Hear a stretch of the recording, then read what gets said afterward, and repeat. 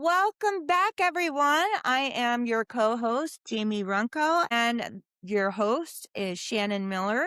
And you are listening to the Life Cleaning is Business Life Clean podcast. business life, clean the business life, clean the business life. Today, in this episode, we are going to talk about the line between operator and owner. We're going to help cleaning business owners recognize that burnout, overwhelm, and profit leaks are not effort problems. They are boundary profit. CEO boundaries create clarity, profit, and leadership stability. That's a Woohoo! mouthful.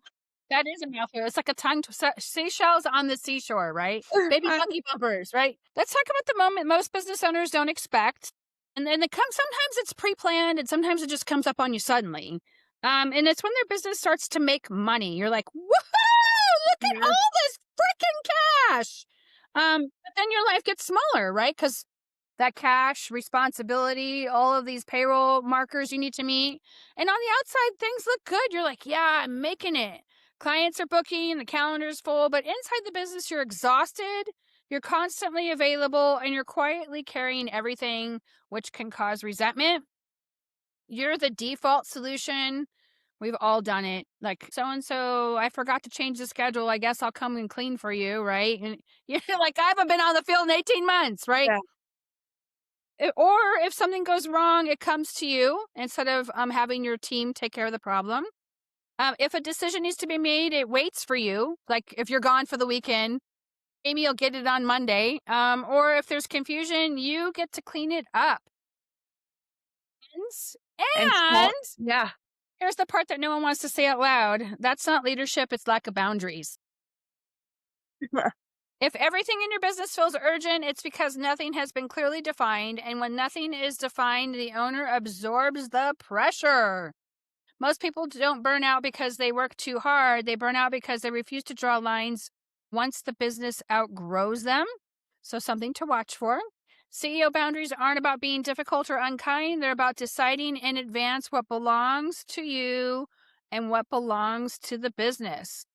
Because if you don't set those lines, or if they're scribbly all over the place, the business will keep taking all of your time, your energy, your resources, and eventually your.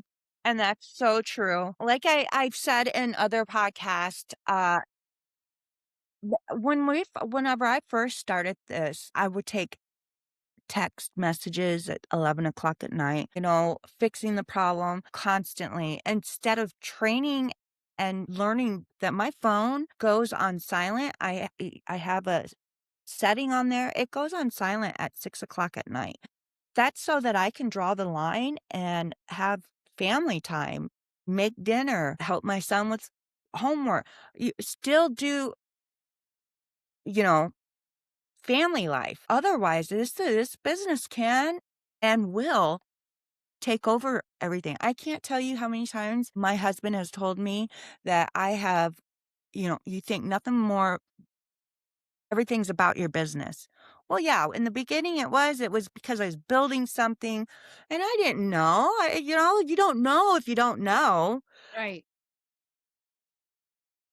That's why we're doing these podcasts is so that you can learn from our mistakes and better prepare yourself, embrace yourself for the impact that these things will have on you and to put in these systems before it does happen to you. Don't just sit there and think, oh, that's such a good idea. You need to actually implement, you know, Well, don't think, you could say it's just a great idea, but oh, totally it is. okay.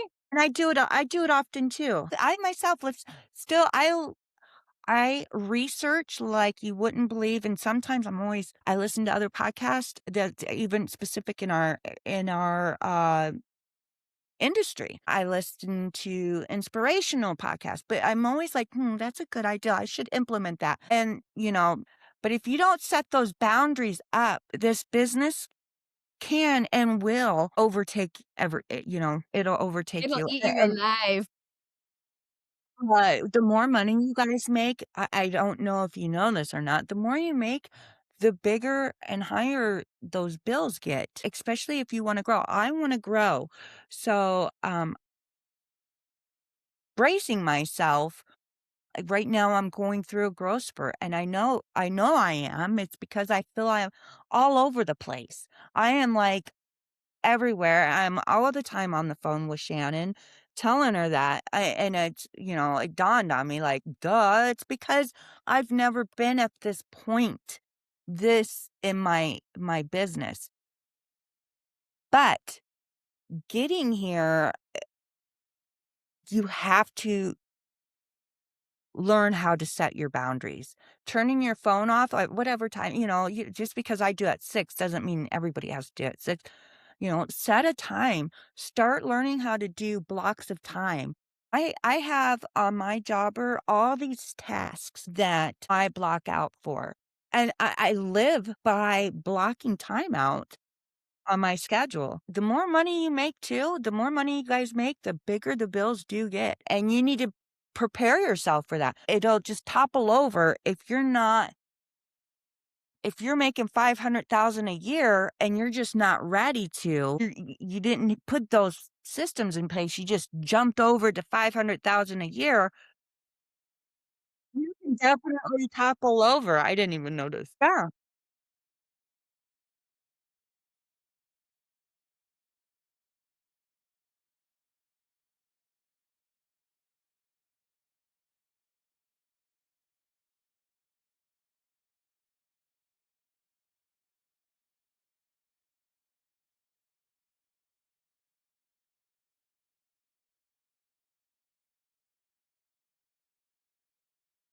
What do I eat it the when I first got out of the field, I was like, I guess I'm gonna still answer the phone, right? And then I was like, well, I'm gonna market. And then marketing became my favorite thing. I'm like, oh, A/B testing. I didn't know what A/B testing was. I was like, this was all new to me. This was, 2017, 2016, something like that.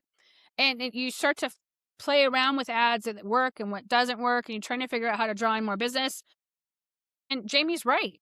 The responsibilities become immense. You're like, well, I got payroll. My payroll is 35,000 this week. I better get hopping.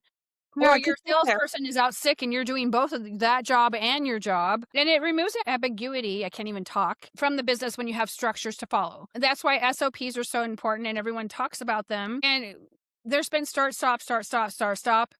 But there's a lot of unusual circumstances that have come up with my business that I share a lot of my real world experience because I'm like, I don't know if anyone else has had this experience, but this is what I did. Right. So that way you don't have to think about it. You just know that if this situation comes up, this is what is done. If this situation comes up over here, this is what you do for that one.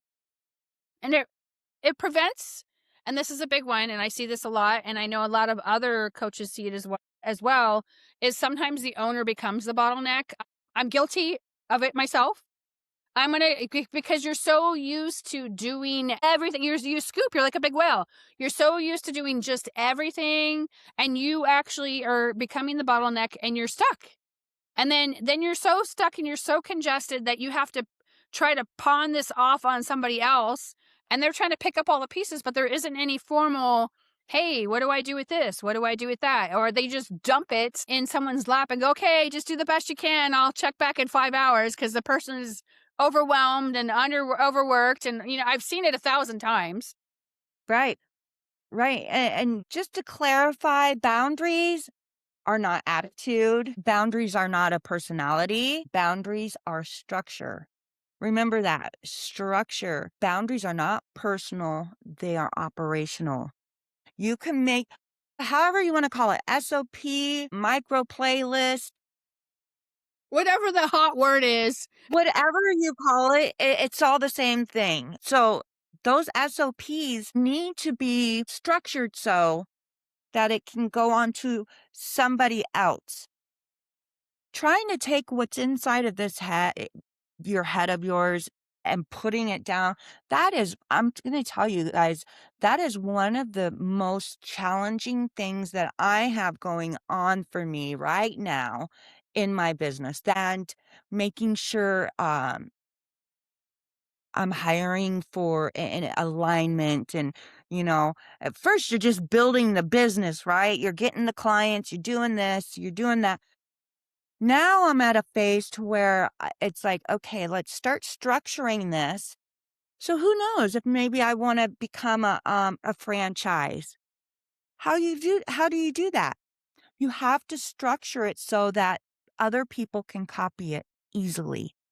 They can easily copy your sales script, or how do you do a walkthrough? How do you do social media? You have to You have to have get a it out of policy for your social yeah. media. Yeah. What is something that you're really good at? I'm really good at networking and, talking. I've gotten better.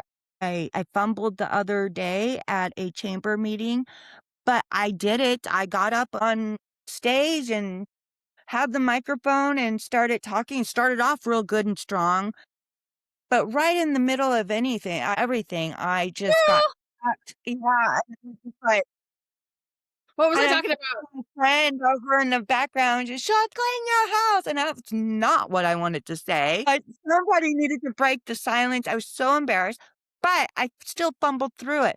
You're gonna have moments like that, but making something to where, especially if you wanted to grow, start thinking like a CEO, that you're building your systems and processes together that can be easily done by somebody other than you. Write it Definitely. down, type it out.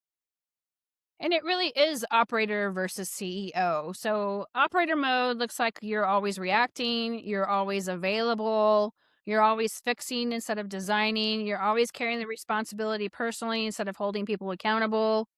CEO mode looks like deciding once. So, it's once and done. Like, I created this policy and we all need to follow it. And it does take some time. They just put a four-way stop at the top of my road. Do you know how many people I see every morning run that stop sign because it's Right, new? because you're I right. see 8 cars every single morning run the stop sign. I'm like, "They didn't see it." And it takes a while for you to acknowledge that, "Hey, this is a four-way stop now instead of just 2." And we had to because we have this huge subdivision going in right in, like, front of my property on the next block over. Right, So deciding once, creating systems, whatever those systems look like for you, protecting your focus. So, for example, and this is a good example to have, when you're doing your payroll, if you are still doing your payroll, turn your phone off, turn off social media, do the payroll, don't take any phone calls, don't let anyone knock on your door.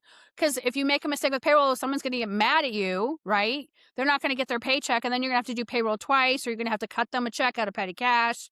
I mean, it becomes a whole thing. So you learn that whoever's doing payroll, if you or somebody else, that no one interrupts the person when they're doing payroll. So protecting that focus, working in blocks of time.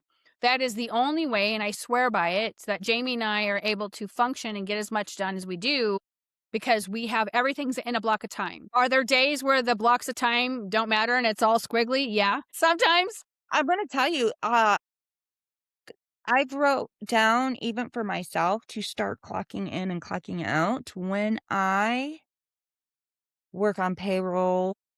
I wanna start tracking how much time I'm spending in working on these things. Uh, See where she can delegate for later as well. yeah, and and make it, copy, uh, Copy and paste, copy and paste. yeah, so that somebody else can please help me with this. I was telling you guys in another podcast, I had to throw in the towel because I'm at a point where, and this is not somebody tooting their horn. And let me tell you, I know that I'm at a place where I'm making a lot of money for this business. It's not on me, but it's for this business. And I've never come across this much. I need help. I waved a flag, like, can somebody almost basically go in and help me, train me to be better financially so that I can be the best CEO, manager. I've never managed a person ever. I came in and I have no idea what I was doing. I've never had employees. I never was a manager at a job. I just did my own thing usually. So Jamie came from an employee mindset and is now moving into a CEO mindset. And it's hard. It really is. It feels like you don't know what you're doing. And I imagine once in a while that imposter syndrome can creep in. Yeah, deciding once, creating systems, protecting your focus. I put in on Thursday, like, this is my day to do payroll, to do callbacks, catch up with any back end stuff. I am clocking in. I'm clocking in just so that I can track and see what am I doing. It's the first step, I think, to me finally getting onto some sort of format to structure it so somebody else can step in and say, "Oh, this is what she does. This is how she does it." Because that's not, it's always going to be stuck up here, and everybody's going to constantly rely on you to run the whole ship. And yes, you are the owner, but there there's got to, once you get to a certain growth stage, you have to have people come in, step in and Mhm. allow them, you guys, say that with me, allow somebody to come Allow. in, allow somebody to come Allow. and help you. Right. So you have to let the structure do the work once you have it established. And sometimes you'll set up structure and you're like, what was I thinking and why didn't someone stop me? And other times you're like, brilliant, it's brilliant, I'm so brilliant. And so operators react and CEOs decide in advance. And then there's a lot of boundaries. There's like boundaries that every CEO must set. There are time boundaries. We talked about blocks of time. We talked about clocking in and out just to kind of see where she's spending all of her time. You need to have defined business hours. I came across a cleaning business the other day who was open 24 hours. They were like a plumber, emergency plumber. So they didn't say emergency in their name, but I was like, I hope what they're working in the middle of the night that it's implied. No, I can't say that. I've heard that, if you even if they're not open 24 hours on websites, if you say that you're open 24 hours, they're more apt to in a Request or a there purchase? you go, a request, yes, a request or a purchase. So, that's interesting. I I'm don't gonna know we'll anything have to about talk that, but about I'm that. curious now. Yeah, we'll have to talk about that. No default availability, like Jamie was talking about, like I've mentioned before, after 6 o'clock, her phone goes off on silent, and whatever it is that's going on can wait till the following day. Unless you have commercial accounts and it operates a little bit different. It's a different beast. Another boundary a CEO must have are pricing boundaries. We talked about this in the other episode. You have to constantly make sure that your numbers are hitting where the markers should be. Because if you don't, you're going to bankrupt yourself by default on accident. There's nothing worse than talking to someone who's been in business for 10 years and they haven't given anybody a raise or a price increase. They're still paying people $7.85 an hour and they're still charging people 85 bucks to clean a house. And then I'm like, so are you making any money? No, I had to take a full-time job to float my business. I'm like, oh my gosh. It's just, you never want to be in that position ever. You want to make sure that you're keeping up with the times and you got to keep that. And I know I say this a lot and I'm on my soapbox, got to keep that margin just right.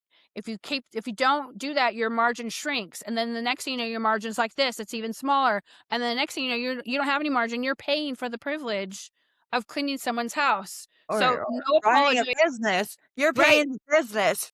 Right. Don't get a full-time job to support your business, your hobby. So no apologizing, no negotiation after against yourself. So we tend to do this initially when you give a price. Well, what do you think of this price? What do you think of this price? Why didn't they take it? What do you think of this price? The price is the price. They're either going to take it or not. When it comes, if you did the reverse to them, if you went to the client and said, "So would you consider taking a $250 pay cut this paycheck?" Yeah, How do you feel about that? right. I need Or for a little extra on my thing. I got this kid, he's got this baseball game, and I gotta buy all these shirts. They're gonna be like, "No, I don't wanna take a cut on my paycheck." yeah, So it's the don't do it to yourself. yeah, don't.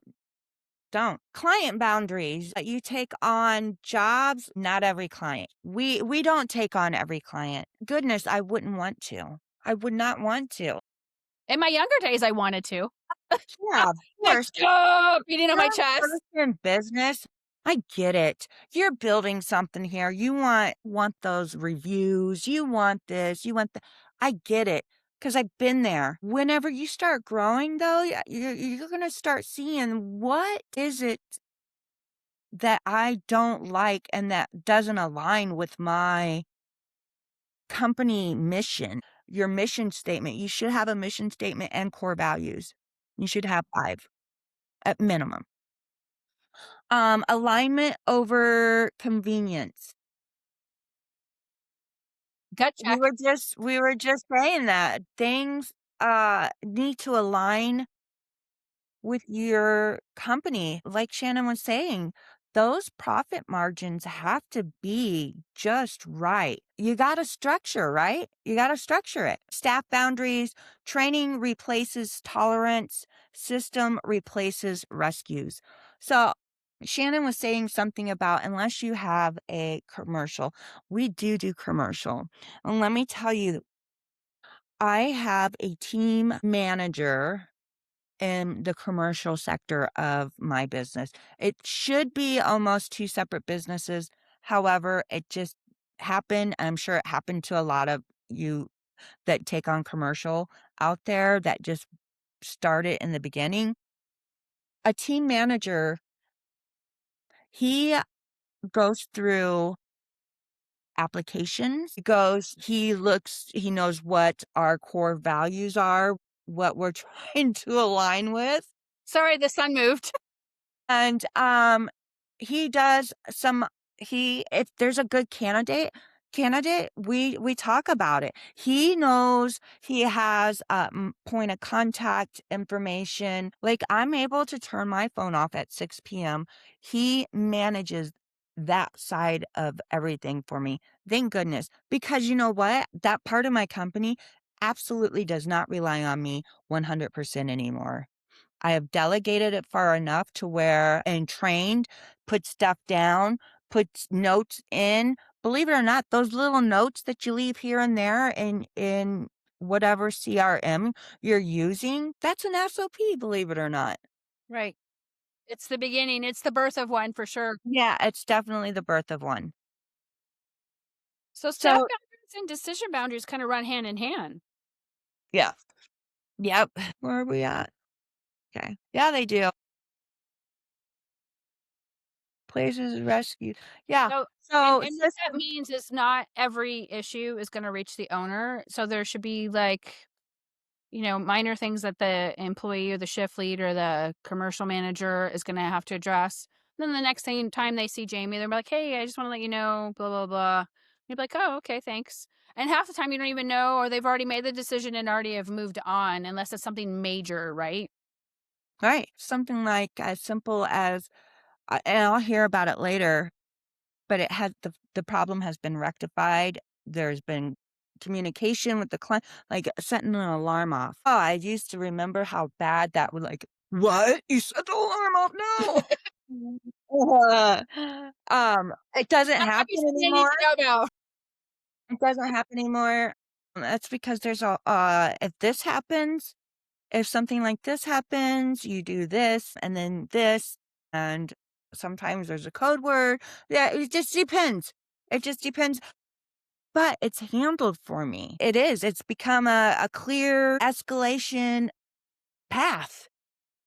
Yeah. It's a clear, they understand what to do. And I'll hear about it and they document it. They know to document it. And I feel, yeah. So I get, sometimes you sit back and it isn't until I'm on these podcasts sometimes, then I sit back and like, wow, okay, I get, yeah, I'm doing it, And remember to celebrate these little wins like this. I just had an epiphany that I guess I do have an SOP. Sometimes I'm like, I don't even have that in place yet sometimes. How am I gonna come on here and lie like this? And it's like, no, I do. I do. It just is not structured perfect. Everything's gotta, to me, it's because it's my baby, right? Everything's gotta be so perfect. So yeah, if everything reaches to you guys, you can't scale. That's going back to being the Yes. bottleneck. You're the bottleneck. And then there's a lot of reasons why boundaries feel hard. A lot of it is from our upbringing. A lot of it has been, how we have been conditioned as the support system for most relationships. There's the conflict or the potential conflict. No one really likes that, or the confrontation of God. What if I say no? What are they going to say? Right.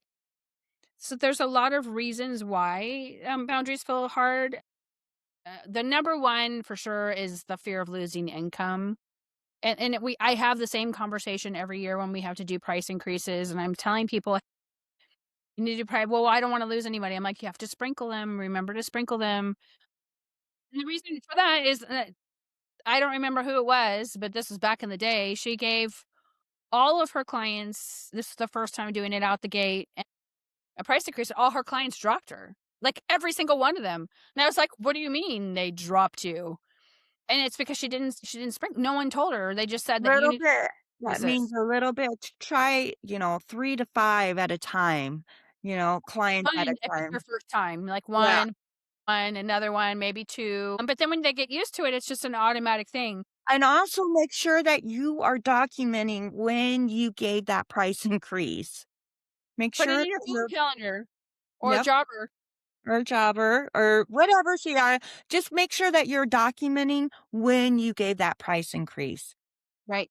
So they I'm don't just go, now "You just starting gave to me one 2 months ago," right? There's also the fear of being disliked. I don't think it's been a long time since I've worried about if someone likes me or just doesn't like me. I go to a lot of chamber events, and I know that there's a particular individual who doesn't like me.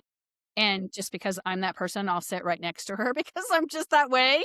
But I don't particularly worry about whether so and so likes me or not. I'm here to promote my business and make connections and network and do all the fun stuff that comes along with that. There's the identity being tied to being needed. Thank God I don't have that. If that is you, bless your little heart. There are bigger things and bigger projects in your business that you are needed on. And again, that's becoming the bottleneck and letting go of control. And then confusing service with access. And earlier, I don't remember if it was this podcast or another one, we talked about how sometimes cleaning sessions, if you're still out cleaning, are like therapy sessions for your clients. I honestly feel that if it is the case, then you should charge them double because you're it really is a therapy session. It's just sometimes people just vomit everything in your lap. vomit all their shit all over you. Like, just every problem that they ever had, um, you gotta keep boundaries up on that, but yeah, confusing services access, right? Right. And then boundaries feel uncomfortable because they require you to stop proving your value through exhaustion. So true. Very. Boundaries are part of the growth process. Sorry, you guys, right now where I'm at in my business, I am uncomfortable. Again, I've said this before, I feel like I'm all over the place and like I have and it's just because you gotta remember you've never been at this spot before. You've never been this high up before, and if you have, it's good for you. But for me, I have not, so I feel a little all over and it's uncomfortable. But as each time that this goes through, it's like whenever I look at the overall picture, it's like, duh, I know what's happening now. I've been felt like this before, and it's because I'm going through a growth pain or I'm going through something that I haven't done yet before. There's a lot of things. Yeah. Amy's been through a lot of things that she's never had to deal with before. So it's been the whole time I've known her has just been growth, growth, growth. So there are boundary breakdowns that quietly kill profit. Would you like to know what those are? Yeah, but absolutely. Here, yeah. We can do an example. Go ahead. All right. Late night texts. Been there, done that. Right. Me too. Yep, It's this once discount. Hey, done it. This actually happened to my husband who is a plumber. The guy goes to him now my husband's not cheap at all. He's very expensive. He's probably the highest price in the area. The gentleman was hoeing and hawing over the price. I believe it was like $800 or whatever it was. And he goes, "Do you offer a military discount?" And he's like, "No, I'm giving you a discount. I already told you I'm because you're paying cash. The $800 is the cash price." He goes, "Are you even in the military?" He said, "No, I just wanted to see if you'd give it to me." Ooh, Right. dirty, dirty. This is the mentality of what you are dealing with out there. So I'm explaining this to you because we're having, we're chatting at dinner, and he's like told me that. I'm like, gosh, what? Yeah, he dirty birdie. But yeah, he had no way of proving. So if you're gonna do a military discount, usually it's an active military card they have, or you're doing Usually the at discount their because you feel like it. Make it sure it's you, not them. yeah.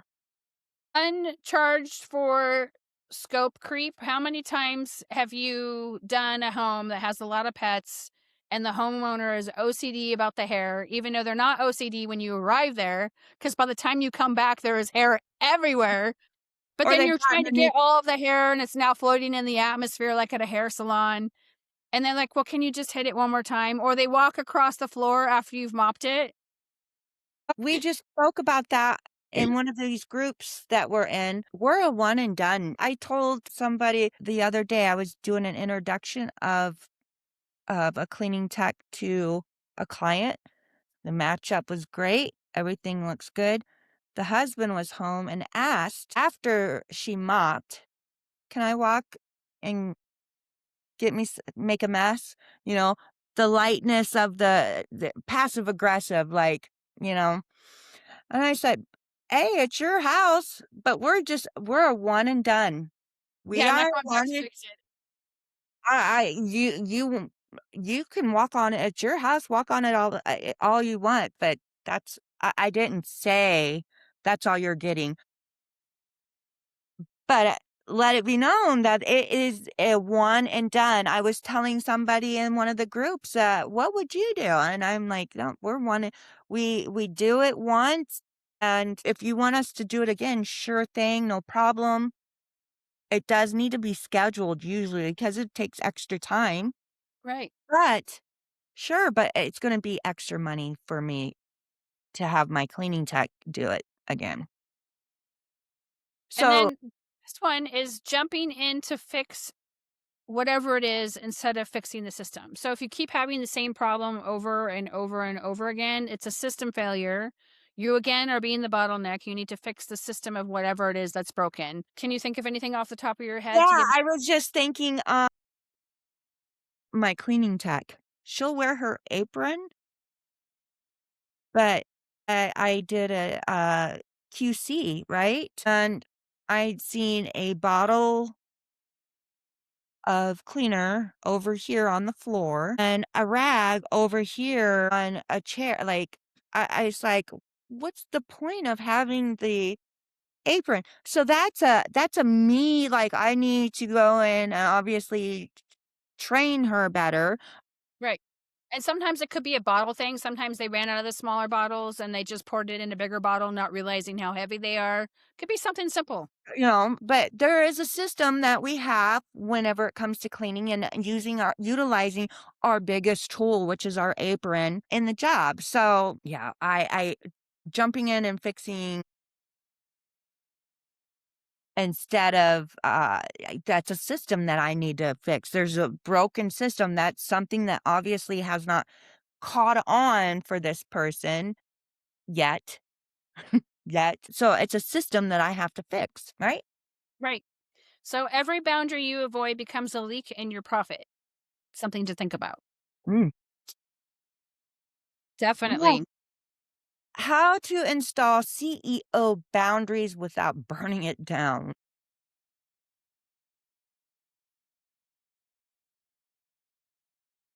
Audit. So you need to audit. And what that means is you need to look at stuff like this is why I clock in and clock out. Auditing, whether I knew that's what it actually was. You do now. Yeah. Now I know I'm auditing where my time is being spent at most. And it'll literally say, "Hey, you were doing this for payroll at this time for this long." And then you'll start seeing a pattern. Or the I worked 12 hours and didn't realize I worked 12 hours today. And it happens. It happens so easily. Energy, money, and leaking, where it's all you need to audit that. Like I said, have thrown in the towel. I am having somebody other than myself that has not been a business ever that's this big, I need some another set of eyes on the inside of my business. They're going to audit me. We get audits from our work comp every year. I get an audit. You needed to stop what stops now versus what phases out and communicate clearly and enforce consistently. So that coming back to that, that's like saying, um, I got this system and say like getting rid of either a client or a cleaning tech or something. You are no longer doing it by emotion. You are following a this is a business company guideline. This is a standard. This is what I put in. This is what I will not tolerate. And if they do, then it's just that's on them then. Make it not be on you guys anymore. Put that back onto them because this is what the structure, the boundary is. And you need to communicate that. Go back to your operations, your operations manual. It clearly states that you continuously forget a mop or something. I'm going to make you start paying for that mop because that really does look unprofessional, leaving all sorts of your tools behind at a client's house, especially if they're new. So it takes all that energy off of from you and puts it back out to others. You don't need permission to lead your business differently. No, We're you don't. just no. And it's business, and ultimately you get to decisions. Oh, we got some background noise. And then there's the CEO identity shift. Boundaries signal leadership maturity. So when those boundaries are strong, when I first got into coaching way back in the day, they're like, "Man, you say no a lot." I'm like, "I practice no all the time in front of the mirror," because I was like, I struggled a little bit with imposter syndrome, a lot of other things. And but being able to say no, you just know it's a trigger point. Well, no, we don't do that. Sorry. And then, or you get to the point where your cleaning tech does something outrageous, and you're like, "So what were you thinking when you did that?" And they'll have like some like logical reason in their mind. And then when they start to articulate and spit it out, they're like, that was awful. I can't believe I did that. And I'm like, unfortunately, that's going to cause you to be written up. Right. Yeah, So there's a consequence. So that's a boundary. Okay. If you break the $1,500 shower door, that's an inch and a half thick, and I have to special order it and now pay a tariff. Guess what?